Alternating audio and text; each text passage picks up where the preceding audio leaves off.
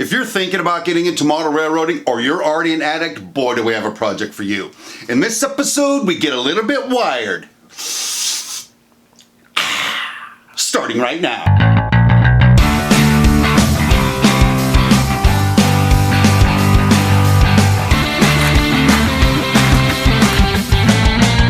Hey, welcome to It's My Railroad, the how-to show for regular people.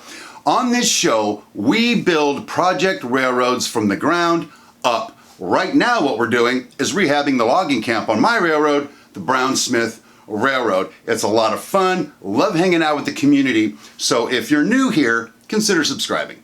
All right, rail fans, let's get wired, because that's exactly what we're gonna do. We are going to send the wires from the logging camp down under the layout, solder them to the track, and then make it up underneath and show you the naked underbelly of the Brown-Smith Railroad. Give you a chance to see the shelf brackets we're using and the lumber and stuff like that. It's gonna be a lot of fun. Make sure you come back to the studio with me at the end because I have a little surprise presentation to make. It's a little quick little deal, but I think you guys might enjoy it. So anyway, other than that, what are we waiting for? Let's get into the hobby room right now. Now, before I start putting the wiring up here, just a quick note about how and why. Right now, the power pretty much comes up the rails from switch junction, makes its way around, passes through two turnouts, comes in across the hillbilly bridge, and then feeds the logging camp.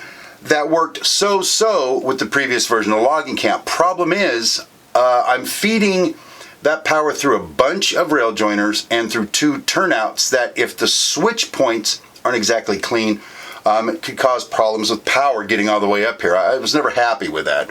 So what we're going to do this time is go ahead and put wires on the spur leading into the logging camp, the rails that connect this back turnout to the front turnout, and then the two spurs that head off to where the log loader is going to be. Okay, something to point out before we get too excited here is I'm going to put wiring on these two rails here and on these two rails here somewhere along the length of the track. What that's going to do, this rail right here continues uninterrupted all the way down towards the hillbilly bridge. This rail over here continues down uninterrupted all the way over to the hillbilly bridge. So what this is going to do is it's going to be able to backfeed power, at least that's my theory, backfeed power down the hillbilly bridge, under the coal mine, and back to this side of the first turnout down by the coal mine. That's, I think it's going to have the benefit of giving me more reliable power up here. But anyway, that's just a thought. So what we're going to end up doing with this is we're going to end up putting wires here in a location somewhere where they're accessible below this, here somewhere where they're accessible below, and then back up here somewhere and here somewhere. Back towards the back of that, we've got that hole that we drilled down below that we're going to be able to pull the wires through, so that's not going to be a big deal. Anyway, let me show you what I'm up against here. If you look back in there, that's my little space back there underneath the logging camp. Now it's somewhat hollow, so I think if I put a hole in this styrofoam up here, I may be able to just go ahead and push the wire down and then go ahead and pull the wire through, hook it or something to bring it through. So the first thing we'll do is we'll go ahead and get started by figuring out where I'm going to put those wires. So I was checking this out and it looks like if I put the wire somewhere in here, it's going to go down through and I'll be easily able to grab that wire. That's a good thing, isn't it? So I think what we'll do is go ahead and pop those holes first. To do that, I basically have one of my sharp wooden sticks I made a log out of, or that like we make logs out of, and I think I'll just go through and poke this in right. Yeah, that's real easy. Yeah, this is going to be great fun. Right to here, all the way down. Hole is bigger than we need, but I'll be able to fill that in with some scenery material, I believe, so that it won't be seen. But this will help me get the wire down in there a little easier. All right, so there we go. Our first 2 holes. Let me grab some wire and we'll see what we can do to fish some wire into this thing. Okay, so I've got this wire right here that I bought at Arnie's Trains and Things, a local model railroad store. Again, that's the only local railroad store I know of in my area. And I try to support them whenever I can. So anyway, this is number wire. I can't remember what size I bought. I just know that it works, so forgive me. I use the smallest wire I can because I'm putting feeders from every single rail, so I don't have to worry about voltage drop through the wire. And I want it to be as inconspicuous as possible. I've got blue and I've got black wire. The black wire is used to feed the front rail everywhere else on the layout, but by the time we get up here, the front rail has now switched to the back rail, if you get my drift. So it's going to kind of be reversed up in the logging camp. But anyway, that's a little sidebar. So what I'm going to do here is, where's that hole back there we just popped in? We'll just stick this wire down in it.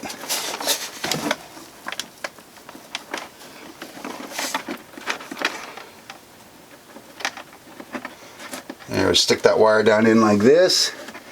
And look at that, I see it coming through. And by twisting it here a little bit, it's actually kind of coming towards me.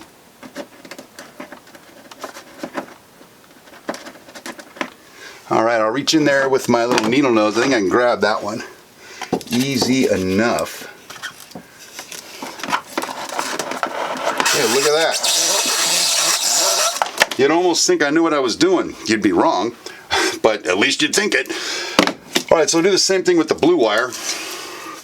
Run it down through the this oversized hole we made. Let's see what we can do to get it grabbable. Actually, I wonder if we do this. We'll just bend a loop in it, so when we push it through, we'll push it through so that the loop comes over and finds me. That's an electrician trick for you.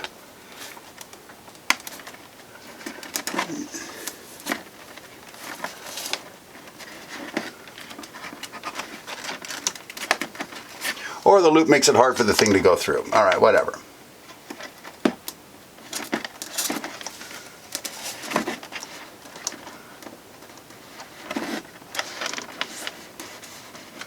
Alright, it's coming towards me. Come to Papa. Alright, it didn't want to come to Papa anymore, so we'll try the needle nose plier routine again. And we got it. Hey, for those of you that like fishing, and I bet Randy at Randy's Rock and Roll Railroad, I bet he likes fishing. Hey, there's a shout out, Randy. The wires are through. Now what I'm going to do is pull enough, I think, that hopefully we can take it then and just sort of fish it back through here on that side of the trestle. Go through and grab it like this. Make sure we got enough slack on it. Like that. You're feeding that right down into that hole we made back there. Here's a close-up for you, because you're my friends and I love you. So now we'll do the same thing with the black one.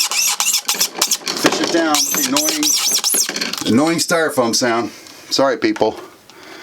And back behind the trestle. Or trestle. It's a tunnel portal, people. You go right over the same place we did before. Put it down in that hole. Easier said than done, like that. And then again, reach underneath. Grab the wire. Pull it down with enough slack. What I'm going to do now is go through and sort of clean off the rails right where I'm going to solder. I'll just get an X-Acto knife or something in there and just scrape the paint off and make sure it's clean. So give me a minute to do that, and we're going to heat up my nemesis, the soldering iron, and then go ahead and see if we can strip and solder these down. Then we'll go underneath and see what's going on under there. Okay, so I got the paint scraped off the rails, and there's a couple tools I'm going to use to get these wires prepped. One is my wire strippers to strip off the insulation. The other is my needle nose pliers so I can bend the wire into sort of a hook. And let me show you what I mean by that. First thing we'll do, pull the wire up a little bit, get the stripper on there, and strip it. Same thing with this one. Like that. Then I'll go through and sort of twist those wires, kind of get the strands. Now what a lot of guys will do, and it's cool if you want to do this, I'm just too lazy, is they'll go ahead and they'll tin this. That means they'll put the solder on it up front and get it already kind of in there before they attach it to the rail. But, you know, it works for me, and, you know, I'm kind of a regular guy, so whatever. I need to scrape a little more paint off of here, I think. I'm getting that paint off so they got copper to copper, or in this case, aluminum to copper, because I do not want there to be no continuity in the wiring. So I take my needle nose, grab the end of this, and just bend a hook in it, and then squish that hook down like that. All right. Again, I'm warning you, this is the ugly way of doing it, but it's like all I know how to do, so it works though. All right, so I got those two hooks put in there, right? Then what we're going to end up doing is we'll get the blue one first because it's kind of in the way. You just pull the wire on it until we kind of get it down where we want it. It looks like that side's going to be better. Put down, down, down, down, down, right about to where the rail is. Now see, it's not quite engaged with the rail. What I'll do in a situation like this, so pull this thing back up again, and basically take and bend this thing at the top that way a little bit. Kind of put like a little offset in it, because in theory what that should do now is allow that to go up against the rail. Not too far down because I'll miss the web, not too far up because I'll be on the rail. So that's pretty much, I think, what we're going to get. Maybe a little fine tuning on this.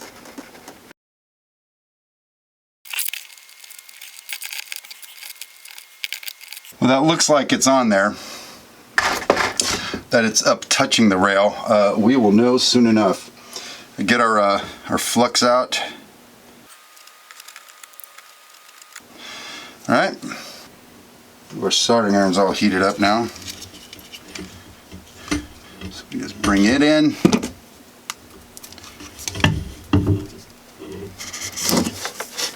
Similar to how we did before, only this time this isn't going to be as forgiving because those railroad ties are going to melt if I leave this on here too long. I think that got it. I also think I melted a railroad tie. But hey, you know, you can't make an omelet without breaking some eggs. This was the part of the soldering I was telling you guys that I suck at. I just can't ever seem to get this right. And I've watched tutorials and whatever, but now I'll give it the old tug test. And it's not coming off. So I think that means we got some power in there now. All right, now the fun part's going to be the back one because I can't freaking see it. So, even though I'm 6'3", trying to get this thing soldered on back here is going to be tons of fun.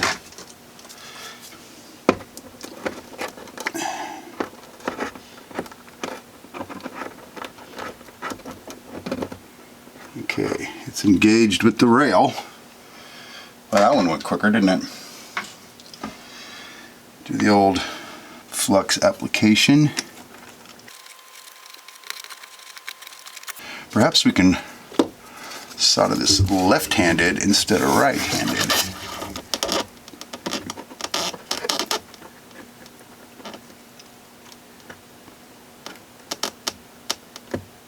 Okay, you can sort of see the wire, how it sticks out right there.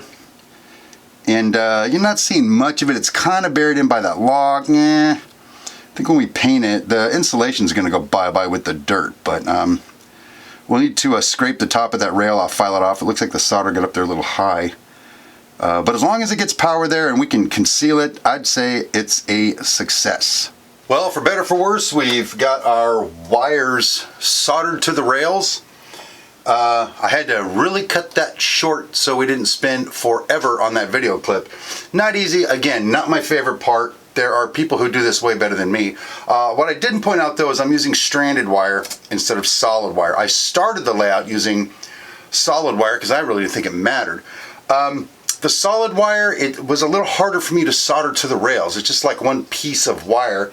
Whereas the stranded wire's got all these little hairs of wire, and so they sort of get all gooped up and the solder gets on it. Plus it's flexible under the layout. The solid stuff kind of gets hung up on everything. I don't know. The stranded wire seems to be working better. So I'm going to just do a smidge of cleanup, unplug my arch nemesis, the soldering iron, and then see if I can figure out a way to take you under the layout and show you what we're going to do there. All right, so here we go for the underbelly of the railroad. Our first stop is where we plug in our DCC controller. Nothing exciting here. It just plugs in. Then we come down here. There's that hole we drilled earlier, way up in there. And that's where the wires connect. Now see all them red and white wires throughout there? Yeah, that's like alarm wire, doorbell wire. It really sucks. That's why I switched to the stranded stuff. Anyway, what I'm going to do is I'm going to take the two wires that used to be feeding the sawmill's track that we pulled out and then connect them into all the wires that we just put in for the logging camp. You can see I got the wires. They just kind of tunnel through the superstructure here. You can kind of get a shot of the brackets that I've got holding that up. Now, you know, most people don't get to see what you're seeing right now. There's like my 5 or 6 visitors I've had over the years haven't even seen this, but you thousands of people get to see this. So anyway, I'm going to go through and just make this up real quick, and then I'll paint the rails and we'll move on from there. And we're back in the studio. Wow, that was fun getting all them wires down there and getting the power up to the logging camp finally. Now, you didn't see me do a whole lot of soldering because if you've been watching, you understand me and the soldering iron, not the best friends in the world. So here's what I've done. In a card above my head or in the description down below, you're going to find a link to a soldering video that I've watched a couple times, and it's really helped me learn and understand how to solder. I just need more practice, and someday when I'm better at it, maybe I'll show you how I do it. But enough of that. Next week, make sure you come back because we are going to now be able to put that styrofoam in on the front, back of the mountains, start getting ready for little sculpture molding, and then painting and stuff like that. It's gonna be a lot of fun. So, about that special feature I told you about at the beginning of the episode. We have run our cameras forward in time a little bit to bring you this special footage. That, my friends, is my 2-truck shade running through the logging camp. Pretty special, huh? Problem is, you're not actually going to see that for another few episodes. We are running into some problems that we'll need to overcome, and it's turning into quite the human drama. So make sure you tune in next week and watch things unfold, or actually unravel is probably the better word for it. All right, as we get close to wrapping this up, again, if you liked this content, excellent opportunity to subscribe. If you like the video, push the like button. And if you know anybody that could use this information to help them along on their railroad journey, just feel free to share it with them. And then lastly, thank you guys so much for the comments you keep putting down there. I'm loving hanging out with you guys down there. Let's just keep that ball rolling. Now let me ask you this question. If you haven't started building your model railroad yet, what are you waiting for? A kiss from Prince Charming? Well, that ought to do. Hey, thanks again for watching. My name is Steve Brown, and I will see you next time. The epic journey that is my railroad. It is this epic journey that I'm on that I just can't seem to come back from.